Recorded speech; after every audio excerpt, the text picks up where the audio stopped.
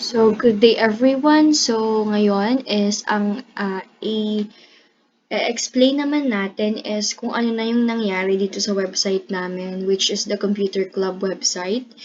Sila yung client namin. So, ipapakita namin paano nagwo-work yung connections ng mga forms, CRUD table, and databases. So, first mag-login muna tayo ulit. So, another name. For example, Pane. Pane@gmail.com. So, ang password na lang ulit ay siguro 040404. Then, dito ay 040404. That's for example. So, ayan. Nandiyan na tayo sa homepage mismo ng website. So, for example, dito sa account, kasi dito yung may mga CRUD table. So, for example, itong personal information hindi pa siya tapos. Kasi dapat ang mangyari dyan is kung ano yung information na ginamit mo doon sa mismong pag-login mo or pag-register, dapat yun yung lalabas dito. So, dito muna tayo sa payment kasi ito yung okay. So, for example, ito, GCash. For example, pangalan ay Sophia Alexis Magdame, tapos, ibahin pala natin kasi merong data na ganito. For example, Jaden Bernal, for example. Ayan. So, pili muna tayo ng date. So, today, and then submit. So, ang dapat hindi ko pa rin to na-edit, pero CSS na lang to. Dapat kapag lumabas to is doon na lang din sa mismong payment account. So, here, babalik tayo. So, titignan natin naman dito yung list. So, pag tinignan natin yung list, tapos user payment, ayun na. Lumalabas na siya doon sa mismong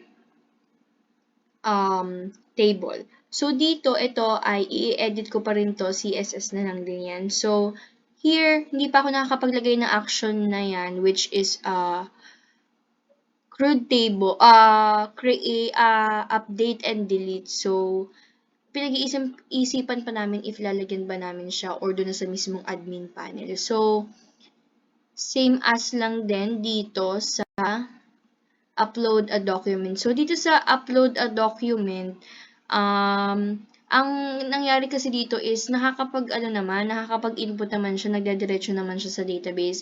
It's just that yung directory ng file, hindi siya mismong nag-upload dun. So, testing tayo. For example, kahit anong reports,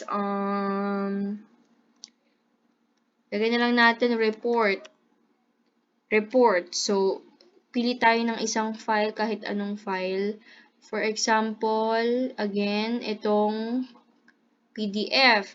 So, pili lang ulit tayo ng date to date, tas ayan. So, nag-upload na rin yung document dyan, hindi pa lang talaga re-redirect doon sa mismong list. So, ayan, pili natin yung list, tas document.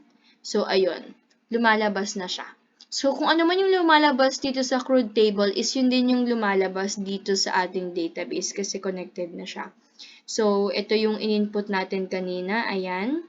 Tapos, ito din yung in-input natin na bago. So, lumalabas na yan. So, in terms of message, so message naman, kulang pa ako dito ng mga buttons na pa-back dun sa mismong ano. So, here sa message naman, for example, ayan. Excuse letter for example, proclamation. So, ibahin natin yung pangalan, John Carlo Bongkahes. For example, so, pili lang ulit tayo ng date, today, and then update. So, ayan, na-record na successfully. So, andyan na din yan lahat. Nandyan na rin. Tapos, wala pa rin lang din yan na, ito is user, user interface. Yung dun sa admin panel namin magkakaroon ng update and delete. Tapos, pinag-iisipan pa namin if dun ba sa mismong user ay magkakaroon din. So, here sa message, lalabas na din siya. Ayan. So, andyan na sila lahat. So, ayun. So, try nating buksan yung mismong admin panel. So, localhost admin panel. So, ito yung admin panel. Ang idadagdag pa namin dito is login form. So, kailangan pa dito ng login form para hindi ma-access ng iba. So, ayan. So, ayun na yung lahat na ang nag-login. Mismong users ng mismong system. So, ayan yun, users. So, kapag nag-update, for example, mag-create ng bagong user. So, ayan. For example, ay Paninay.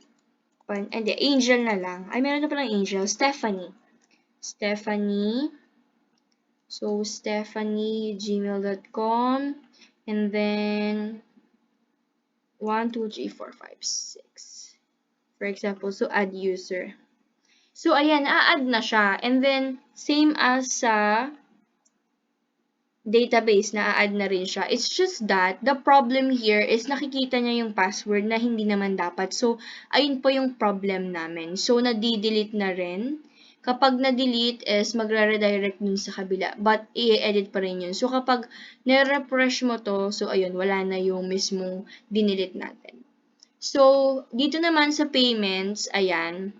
Dito naman sa payments, for example, same as the users din, update pa lang yung gumagana dito, which is, for example, yung hindi pala PayPal yung payment method, gawin nating GCash.